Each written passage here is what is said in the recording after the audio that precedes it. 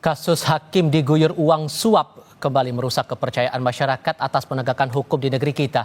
Lalu apa yang bisa dilakukan untuk mereformasi dunia peradilan Indonesia? Kami akan bahas ini bersama mantan Menko Polhukam Mahfud MD dan pakar hukum tindak pidana pencucian uang Yenti Garnasih. Assalamualaikum, selamat sore semuanya, apa kabar? Waalaikumsalam warahmatullahi Waalaikumsalam. wabarakatuh. Terima kasih semua Alhamdulillah sudah bergabung baik. bersama kami. Prof. Mahfud, Baik. kita belum lepas dengan dalam ingatan kasus upaya pengaturan kasus Ronald Tanur. Dan sekarang kita Ya. dihadapkan lagi dengan kasus CPO pengondisian lepas tersangka korporasi. Sampai muncul ada pandangan di Ya. publik, apakah sudah seleluasa ini transaksi pengondisian kasus di peradilan kita ini?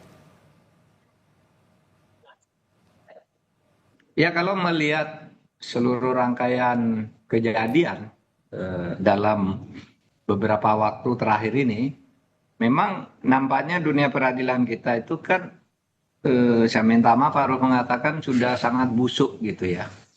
Di mana-mana selalu terjadi korupsi, terutama kalau menyangkut kasus yang korupsi. Jadi korupsi itu menimbulkan korupsi baru justru di pengadilan. Jadi oleh sebab itu saya terus terang tidak tahu lagi ya untuk mengatakan harus direformasi. Ini kan sudah produk reformasi. Jadi di awal reformasi itu kita menjadikan hakim itu sebagai institusi yang independen, dilepaskan dari pemerintah, disatukan ke Mahkamah Agung dalam satu atap. Itu kan maksudnya dalam rangka reformasi. Lalu dibentuk komisi yudisial untuk mengawasi hakim semula, kemudian ditujukan malah ke hakim-hakim agung saja gitu, dibatasi.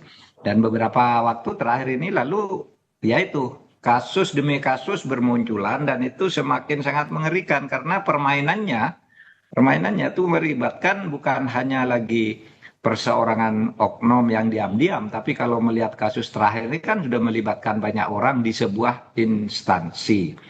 Nah, untuk itu saya lebih melihat pada politisnya. Itu rupanya sih Kejaksaan Agung ini sekarang bagus ya.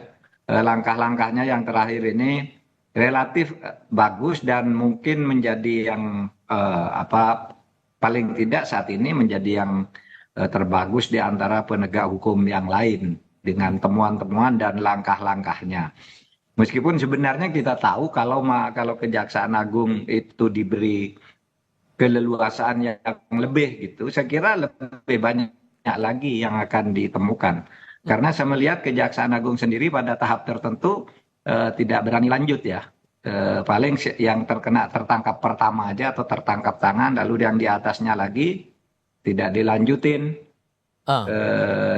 Itu banyak hal yang terjadi seperti itu. Misalnya Pertamina itu kemana itu sekarang kasusnya. Kemudian kasus pagar laut itu sudah saling lempar kejaksaan dan polisi, apakah ini korupsi atau bukan gitu. Kata polisi tidak ada korupsi di pagar laut itu karena tidak ada kerugian negara. Padahal korupsi itu tidak harus merugikan negara. Yang banyak dihukum tuh korupsi itu justru yang tidak merugikan negara.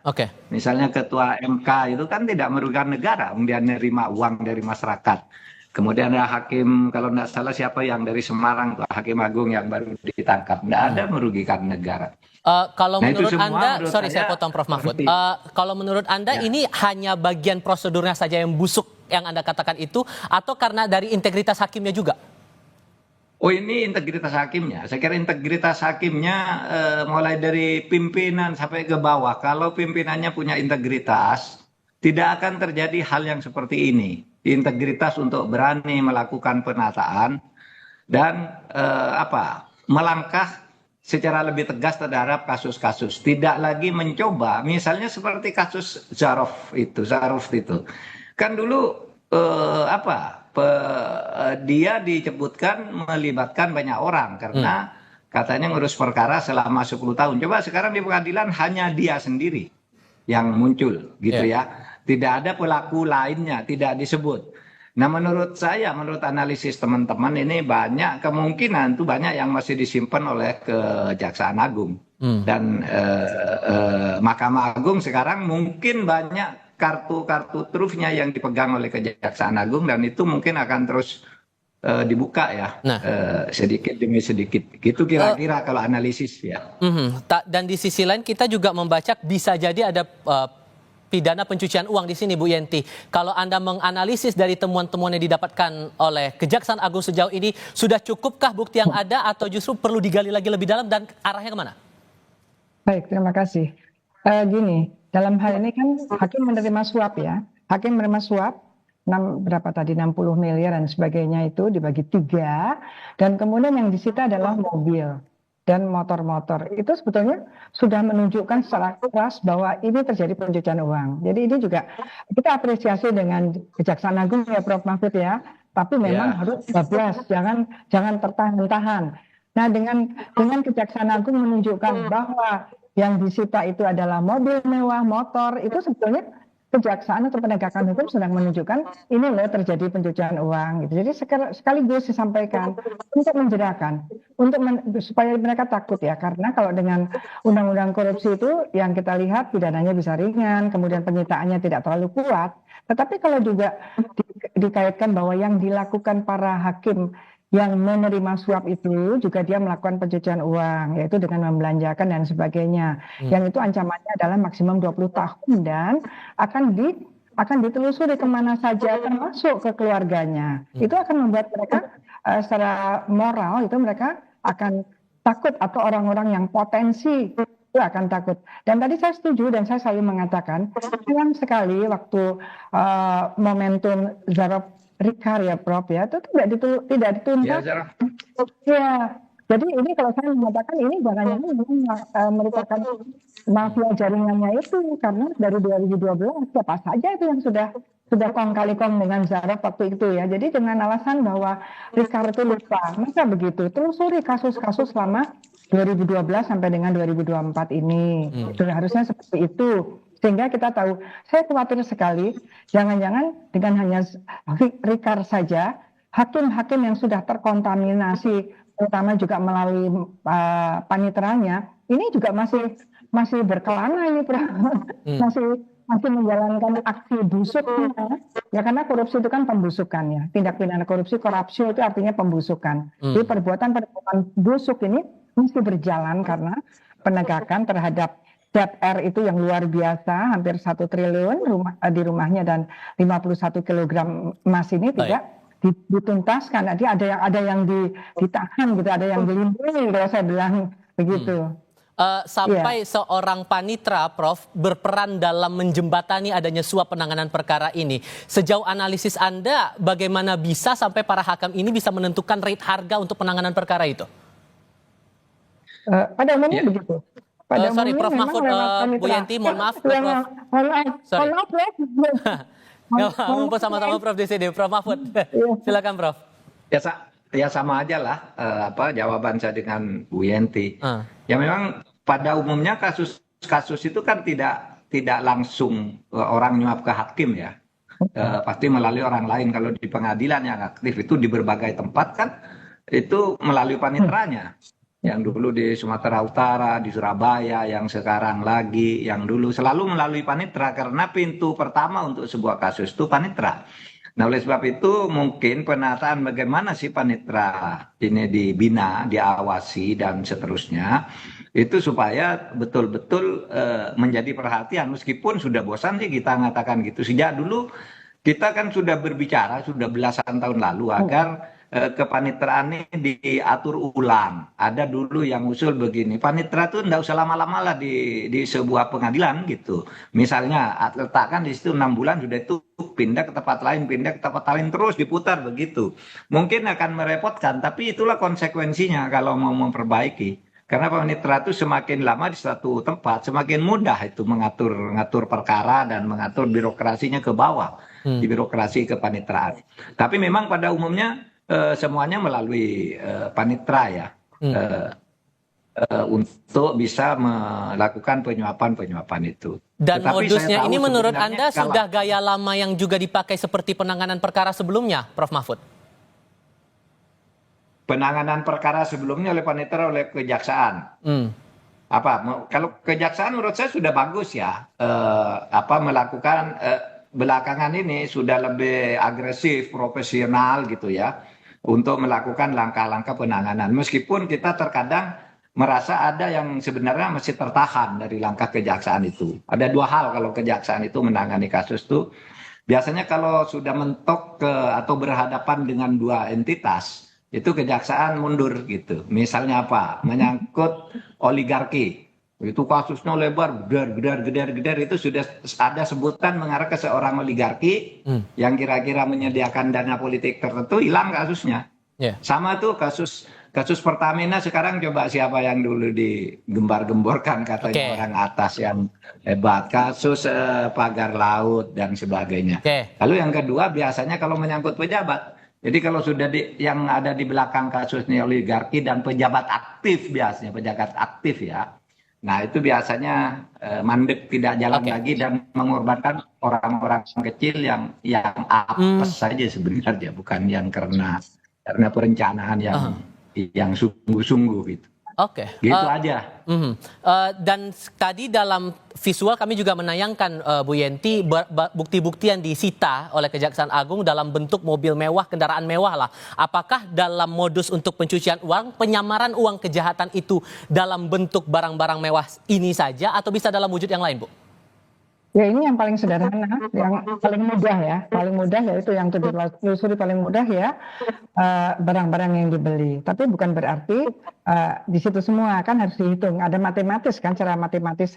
Kalau nggak salah tadi kan jumlahnya 60 miliar, mobil-mobil itu kan mobil dan sebagainya itu berapa miliar kan, nggak sejumlah itu. Artinya kemungkinan masih ada yang disimpan. Hanya memang di Indonesia nampaknya orang itu cepat sekali tergiur melakukan kejahatan hanya ingin tampil mewah gitu ya. Sebelum sekali saya Prof, hakim kok kepengen naik Ferrari itu bagaimana gitu ya. Salah satu indikator agar negara itu terlibat dari korupsi yang merajalela adalah hak pejabat-pejabatnya harus hidup dengan gaya sederhana. Nah ini indikatornya sudah dilanggar semuanya. Kemudian mereka mudah sekali, terutama adanya konflik of interest di antara tiga pilar tadi ya, antara eksekutif, yudikatif, dan legislatif. Itu membuat bagaimana korupsi itu mudah terjadi di negara ini. Dan penyuapan atau korupsi yang dilakukan yang menerima hakim, yang menyuap juga dipidana ya.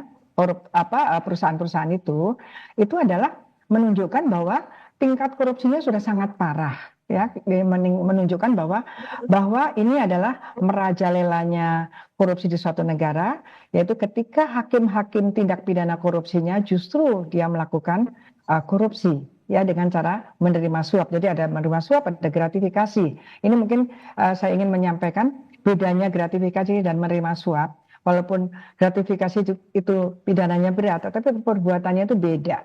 Kalau menerima suap itu ada transaksional antara yang menyuap dan disuap. Tapi kalau gratifikasi walaupun menerima, tetapi itu tidak ada tawar-menawar. Jadi ini sangat memalukan berkaitan dengan hakim menerima suap. Artinya sudah ada tawar-menawar, transaksional. Miris ya Prof, saya miris sekali. Saya beberapa kali juga hadir di pengadilan gitu ya.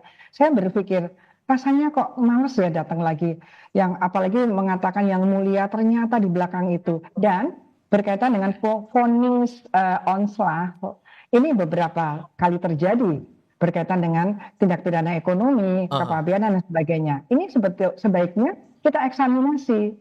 Saya masih curiga dengan 179 triliun yang dulu zamannya Pak Mahfud itu kan, keluar masuknya impor emas itu juga onslah.